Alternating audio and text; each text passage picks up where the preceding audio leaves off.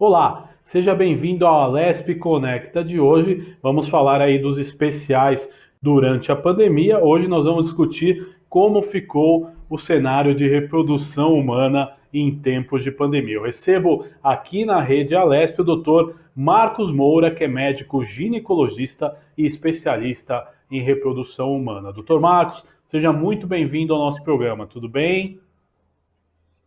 Tudo bem, muito obrigado pelo convite. É um prazer estar conversando com você sobre um assunto tão impressionante, tão realmente delicado nos dias atuais. Muito obrigado pelo convite. Pois é, o senhor falou tudo nessa introdução, né? É um assunto muito delicado, porque envolve uma decisão, né? E agora, com essa pandemia, teve uma mudança de rotina geral, né? Eu gostaria de saber como ficou. A maioria das mulheres adiou esse sonho.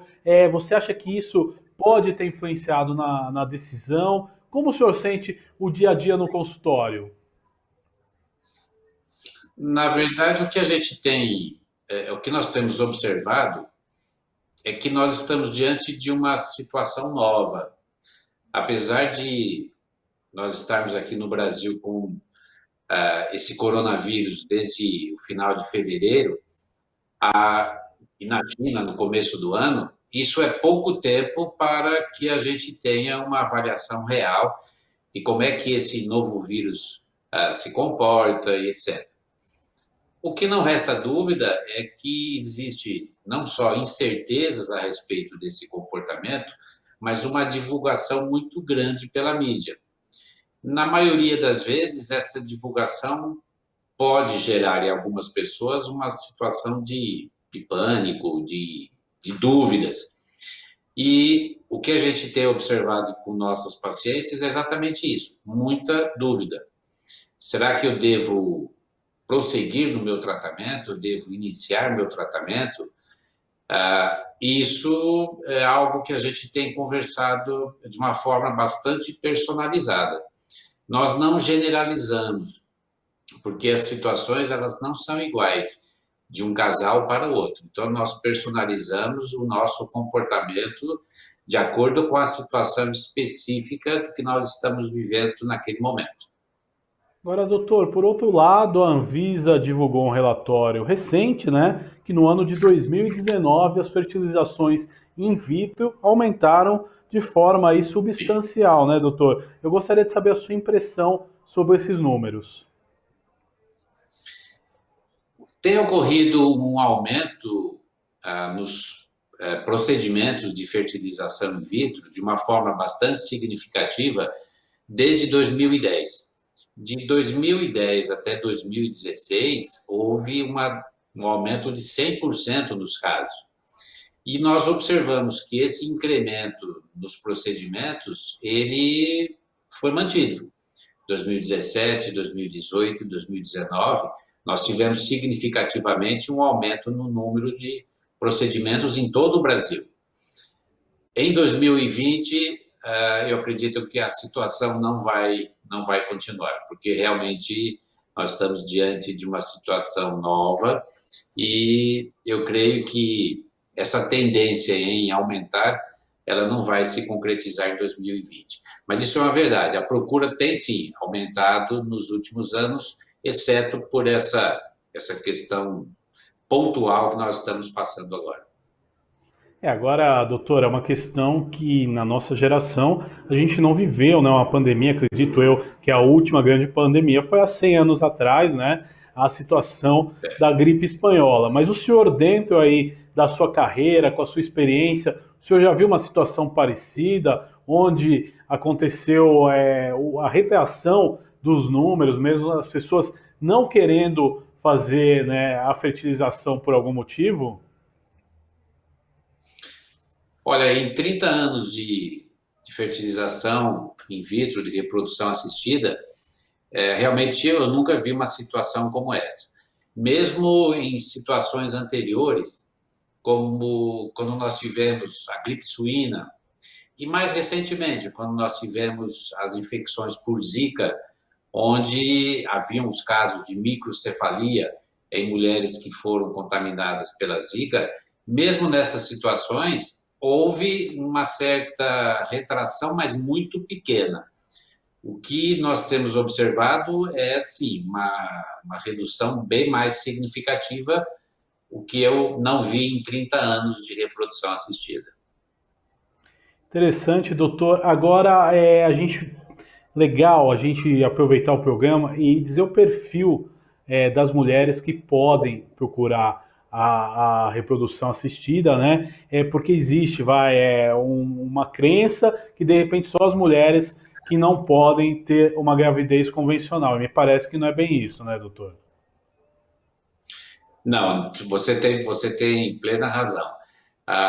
Nesses 30 anos de reprodução assistida, eu vivenciei uma série de avanços, não só em termos de alternativas terapêuticas, ou seja, novos tratamentos, mas também resultados em termos de se obter gravidez. Aliado a isso, nós temos, isso talvez seja uma das explicações do porquê o número de casos vem aumentando, nós temos uma procrastinação maior da mulher em engravidar. A mulher de 50 anos atrás, a idade média da primeira gestação era muito menor do que a idade média atual, e ela vem aumentando gradativamente. Então, a mulher deixar para engravidar mais tarde, ela incorre em alguns riscos, e um desses riscos é diminuição de qualidade de óvulos, algumas patologias como a endometriose, que é uma delas que a gente tem visto com bastante frequência, ou seja, situações em que ela diminui a fertilidade. Isso é um dos motivos para as mulheres procurarem o serviço de reprodução, ou seja, aquelas que estão tentando engravidar e não conseguem depois de um período de 6 meses a um ano. Mais recentemente, nós passamos a ter uma alternativa significativa do ponto de vista de planejamento, que é a preservação folicular, que é o congelamento dos óvulos. Diferente do homem, eu gosto de fazer comparações, eu digo que o homem tem uma fábrica de espermatozoides. Ele está sempre fabricando espermatozoides e eles são sempre novos. Enquanto que a mulher tem um estoque de óvulos. Ela nasce com os seus óvulos prontos e ela não produz mais óvulos. Portanto, esses óvulos vão tendo a idade da mulher. E isso faz com que haja também uma diminuição na qualidade desses óvulos e, consequentemente, as possibilidades de gestação. Recentemente que eu digo 5 anos. 5 anos para a ciência realmente é muito pouco tempo. Recentemente nós tivemos um grande avanço na técnica de congelamento desses óvulos. Então, hoje, uma grande procura também no serviço de reprodução é para a preservação folicular, ou seja, a mulher que tem 30, 32 anos de idade, não tem um relacionamento fixo, ela quer engravidar mais tarde, aos 40 anos, que seja, ela hoje tem a oportunidade de congelar os ovos, que vão continuar com a idade em que eles estão no momento. Então, essa também tem sido uma grande procura do serviço de reprodução. Olha, doutor, é importante a gente trabalhar com estatística, né? Eu tenho aqui números que no ano de 2009, por exemplo, foram congelados cerca de 99 mil óvulos. Existe uma estatística de quanto você acaba transformando isso em gravidez, em gravidez de sucesso, diria eu? Todas as vezes que a gente faz um procedimento de congelamento, só para a gente entender como é que ele é feito, né? Quando a gente fala em congelar, congelar significa formar gelo. O óvulo é uma estrutura muito rica em água. E ao congelar, se você tiver a formação de cristais de gelo, eles vão se expandir e vai estourar o óvulo, ou seja, aquela célula não vai sobreviver. As técnicas mais recentes, elas conseguiram um método em que a desidratação, vamos assim chamar, do óvulo, ela é eficiente. Então, é como se você transformasse uma uva numa passa, e aí você congela a passa. futuramente você transforma a passa em ovo, que seria o descongelamento. O índice de sobrevivência dos óvulos ao descongelamento tem sido superior a 90%, o que é realmente vamos dizer, uma qualidade muito boa, não só do óvulo, como também das técnicas de descongelamento. E esses óvulos, ao serem descongelados e continuarem vivos, eles têm a mesma qualidade de antes, ou seja, índices de fertilização, de clivagem, ou seja, de divisão e de gestação muito bons. Os resultados são realmente promissores. Agora, doutor, quando em 2015, né, o Brasil enfrentou aquela epidemia da chikungunya, muitas mulheres também achavam em adiar os tratamentos da gravidez, né? A crise do coronavírus, ela conseguiu afetar mais o segmento do que no tempo da chikungunya? Você tem essa análise já? Eu acredito que sim. Eu acredito que não só por uma questão do próprio vírus, ou seja, a letalidade que nós temos hoje do coronavírus, ela é significativamente maior do que nós tivemos da chikungunya, mas também por todo esse, vamos dizer assim, esse clima que se criou em relação ao coronavírus. Eu diria que hoje as mulheres que podem postergar a gestação, elas estão preferindo fazê-lo até que se tenha uma resposta a uma série de perguntas. A infecção pelo coronavírus, ela é transmitida ao bebê? A infecção do coronavírus complica a gestação? Essas respostas nós não temos ainda evidências científicas que digam com certeza sim ou não. Aparentemente, a gestação não tem uma situação mais complicada naquela infectada do que aquela não infectada. Parece que a gestante não está mais suscetível ao vírus, diferente do que a gente imagina, não é? Uma mulher grávida, ela tem uma diminuição dos seus mecanismos de defesa, ela é mais imunodeprimida, mas parece que também não. As evidências são mais favoráveis ao fato de não se ter detectado vírus no líquido amniótico, na placenta, mas você veja que são situações em que a gente ainda não tem uma comprovação evidente. E diante de toda a situação, a gente tem visto muitos casais deixarem para engravidar depois. Só que existem casais que nem sempre podem se dar a esse luxo. Agora, doutor, nos últimos anos, né, a tecnologia ela vem avançando e não fica diferente no setor de reprodução humana. Qual os maiores avanços que o senhor pode elencar para nós aí nos últimos anos? Os índices de sucesso em termos de gravidez, da fertilização in vitro há 30 anos atrás, ou 30 e poucos anos atrás, eles eram bastante baixos, próximos de 5%. Esses índices aumentaram de uma forma bastante significativa. Ou seja, na fertilização in vitro, especificamente, houve um avanço numa série de técnicas, uma série de procedimentos laboratoriais que fizeram com que os resultados para o casal, para a mulher que deseja engravidar, tivessem um incremento substancial. Eu diria que os dois últimos progressos que nós tivemos na reprodução assistida, o primeiro foi esse que nós comentamos a respeito do congelamento de óvulos. Nós tivemos uma resposta muito boa, muito significativa em termos de resultado no processo de congelamento de óvulos. E também embriões, mas principalmente óvulos naquelas mulheres que vão postergar a maternidade. E um outro avanço que nós tivemos foi a investigação genética nos embriões, ou seja, a análise cromossômica nos embriões, para que nós tenhamos uma avaliação se esse embrião possui algumas das síndromes mais comuns, das quais a síndrome de Down é a mais frequente.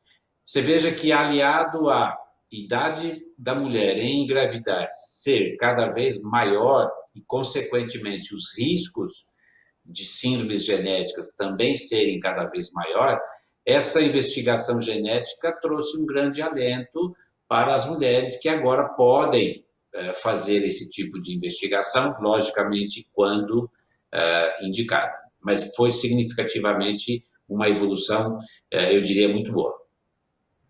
Agora, doutor, é interessante também aquelas mulheres que estão na faixa dos 38, dos 40 anos, que a gravidez natural ela já é mais difícil. Essas mulheres que têm o projeto da gravidez in vitro, elas com essa questão da pandemia, elas começam a correr contra o relógio ou não existe prazo para se fazer um procedimento desse?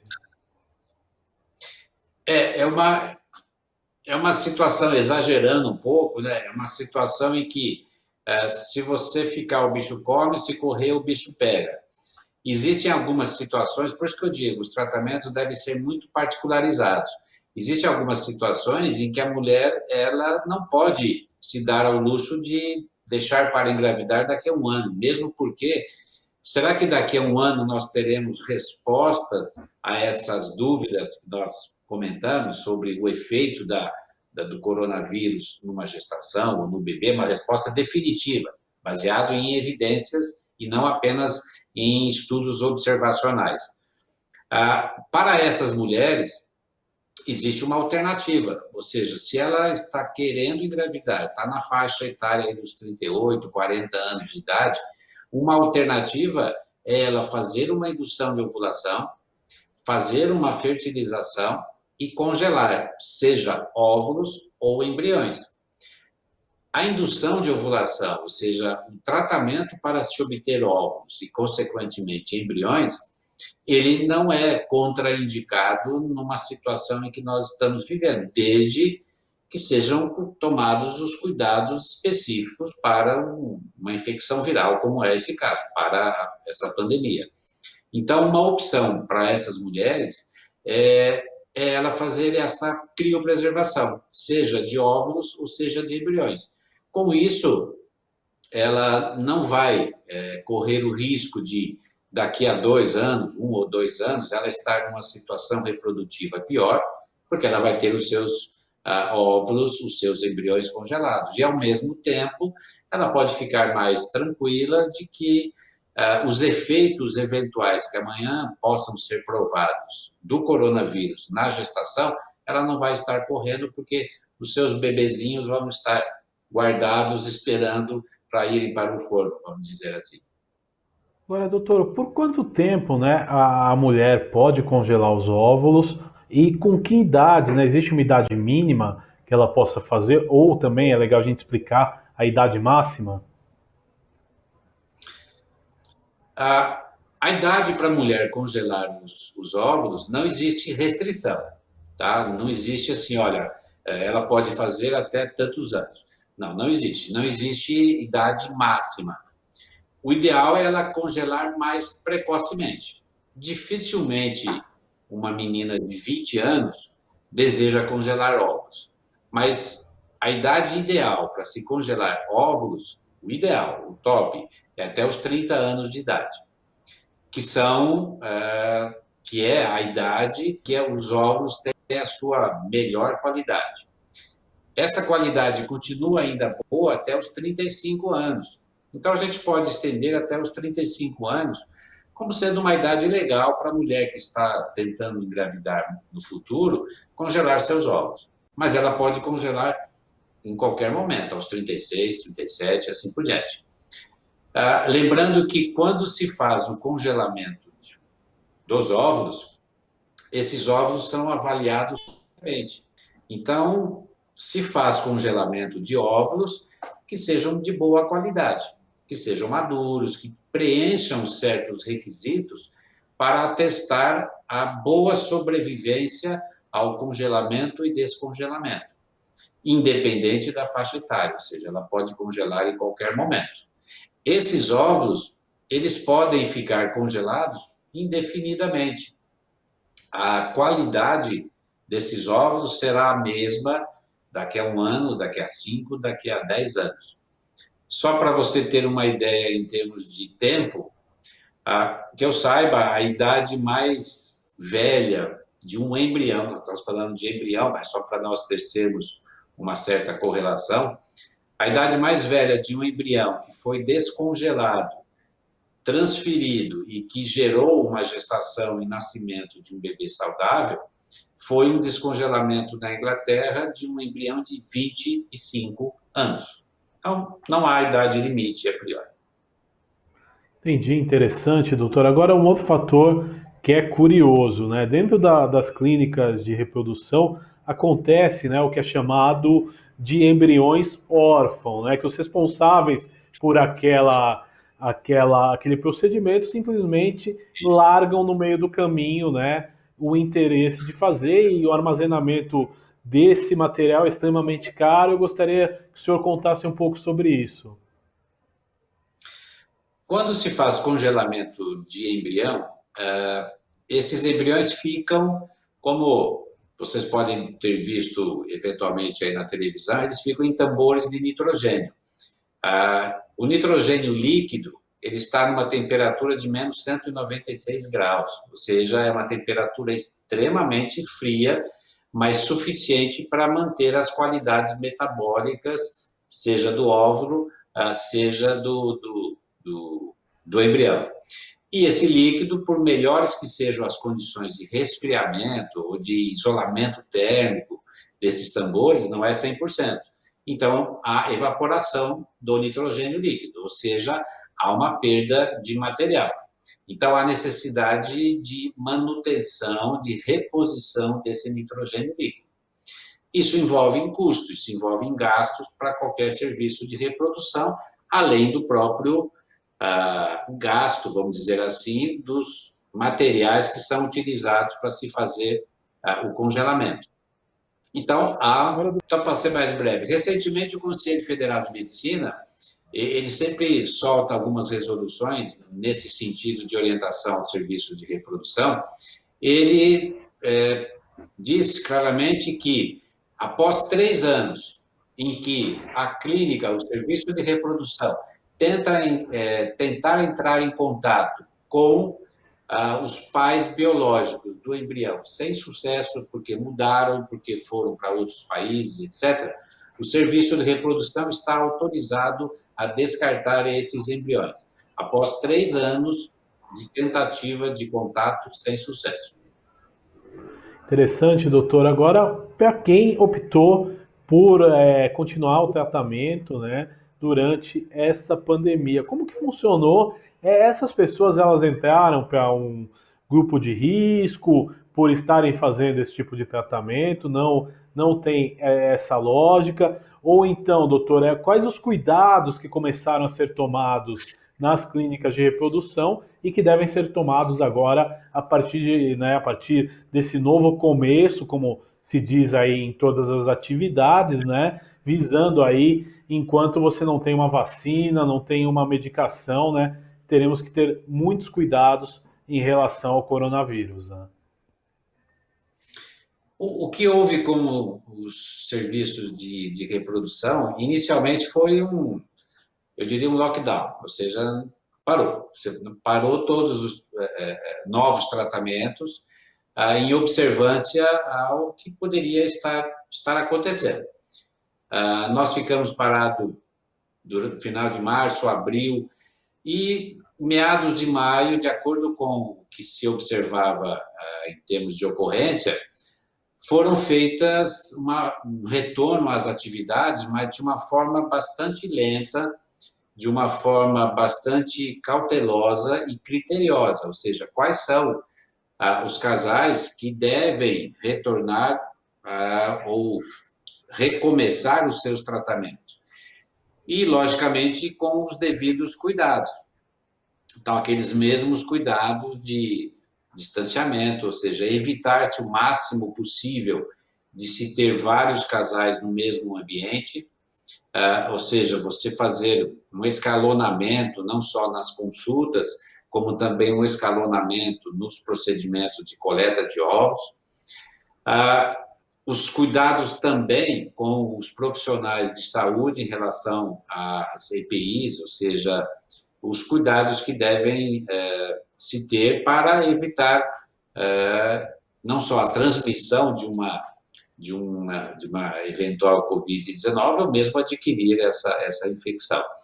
Então, esse retorno ele foi feito de uma forma gradual, está sendo feito de uma forma gradual, bastante particularizado, ou seja, cada casal é analisado de uma forma única, e vejam que os critérios, eles não necessariamente devam ser iguais para todos os serviços de reprodução. Existem serviços de reprodução que estão em locais que ainda a situação está bastante crítica, e outros serviços que estão em locais onde a situação está bastante tranquila. Mas, principalmente, o retorno é gradual, ele é feito de uma forma criteriosa.